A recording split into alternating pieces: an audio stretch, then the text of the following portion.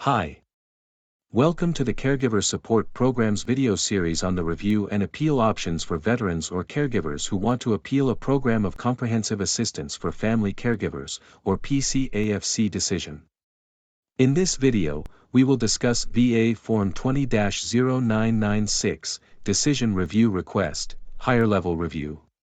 This option is available as a part of the Veterans Appeals Improvement and Modernization Act of 2017, also known as the Appeals Modernization Act, or AMA, which created a modernized review system that provides additional options for seeking review or appeal of VA decisions.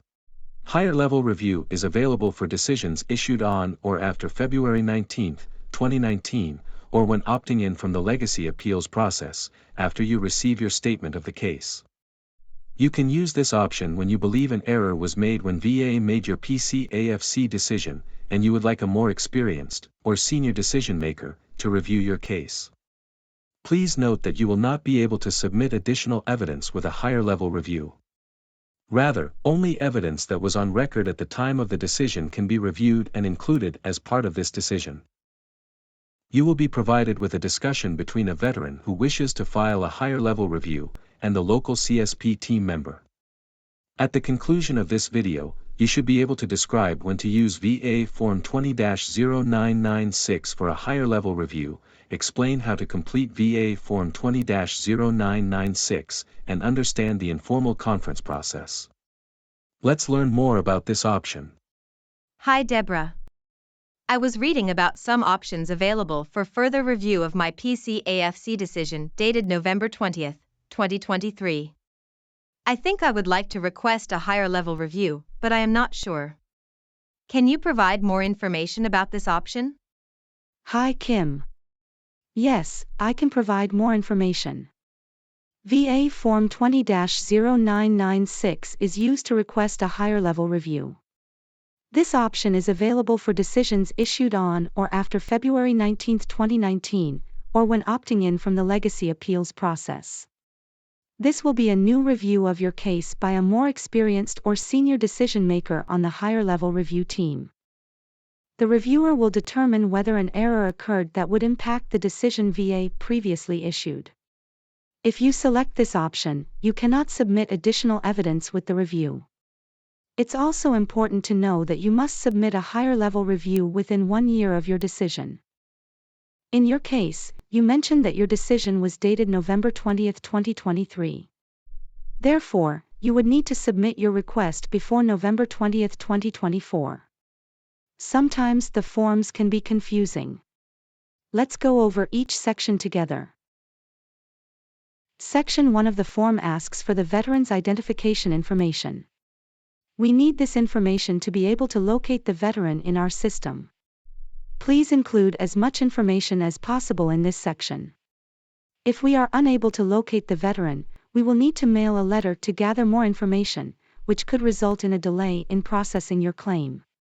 Section 2 of the form asks for the claimant's identification information if it is other than the veteran. For the purposes of this form, the claimant can be the veteran or the caregiver that is requesting review of their PCAFC decision.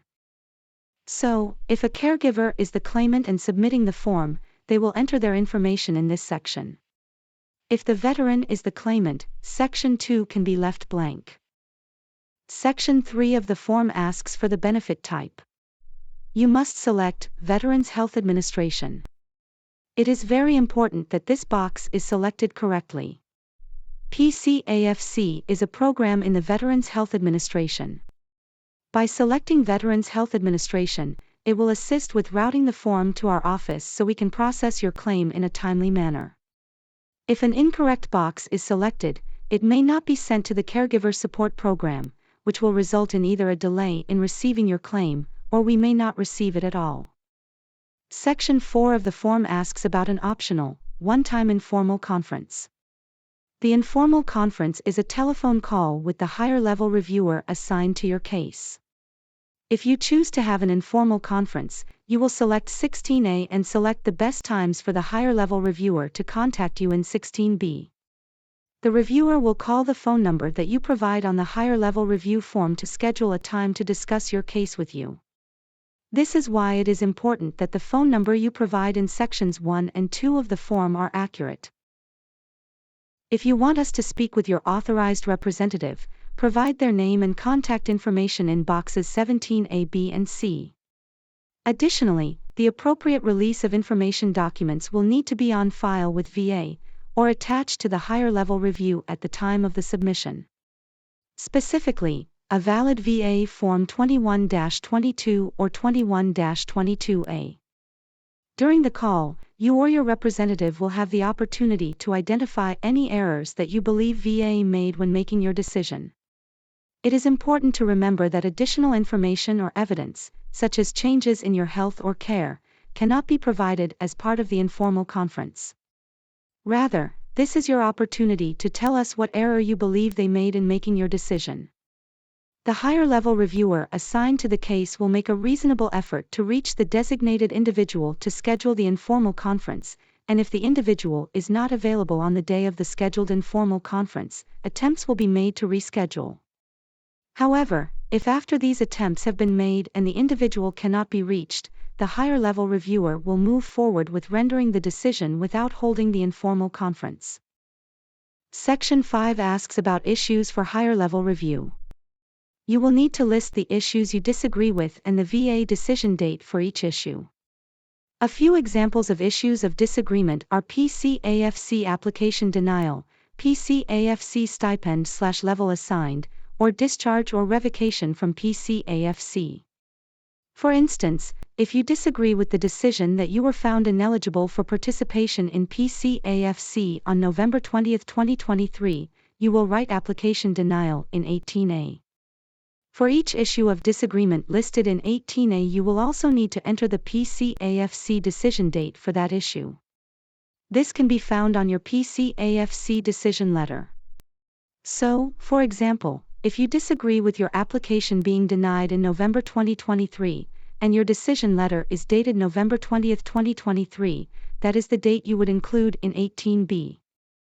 If you do not have enough information to fill out Section 5, you can submit a VA Form 10-306, request for information about PCAFC decisions, and VA will provide you information about your PCAFC decisions. Section 6 of the form asks for certification and signature.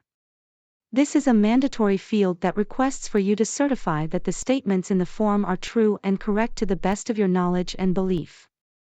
It is important to note that the identified claimant you listed in Section 2 of the form will need to sign the form.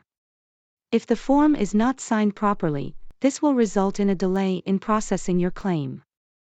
For example, if you, the veteran, are the claimant, then you will fill out Section 1. Section 2 can be left blank, and you would sign in Section 6. However, if your caregiver is the claimant, they will fill out Section 1 with the veteran's information, Section 2 will contain their identifying information, and the caregiver would sign in Section 6. If a veteran is unable to sign based on very specific criteria, then an alternate signer may need to complete and sign the form. More specifically, if an alternate signature is present, a VA Form 21-0972 must be attached or found on file with the VA at the time of submission of this claim. An alternate signer may be a court-appointed representative, an attorney, someone with power of attorney, a person responsible for care of the claimant, or a manager or principal officer acting on behalf of an institution responsible for the care of an individual. An alternate signer may be used in instances where the claimant is under age 18, deemed mentally incompetent to complete the form accurately, or is someone who is physically unable to complete the form. The alternative signer will sign the form in Section 6. Section 7 asks for the authorized representative signature. An authorized representative can complete the form on behalf of the veteran or caregiver. For claims with an authorized representative, there are very specific requirements. In particular, an authorized representative's signature will not be accepted unless at the time of submission of your claim, a valid VA Form 21-22 or 21-22A is attached to your higher-level review, or one can be found on file with VA. The authorized representative should print their name in 20A, sign the form in 20B, and date the form in 20C. Thank you for going over the form with me. I feel more confident with being able to fill it out. Where would I send the form? Once complete, you will submit the form by mail to Veterans Affairs Evidence Intake Center, P.O. Box 5154, Janesville, Wisconsin 53547. It is important that your form is mailed to this address, as this will help to ensure it goes to the appropriate office for processing. Using another method, like faxing the form or using the Veterans Benefits Administration, or VBA's online Quick Submit portal, will result in a delay in getting it to the appropriate office for processing, or we may not receive it at all. Great, thank you. If I need more help or have more questions, what should I do? For assistance with completing the form, you may contact your accredited representative, such as an attorney, claims agent, or a representative from a Veterans Service Organization, also known as a VSO.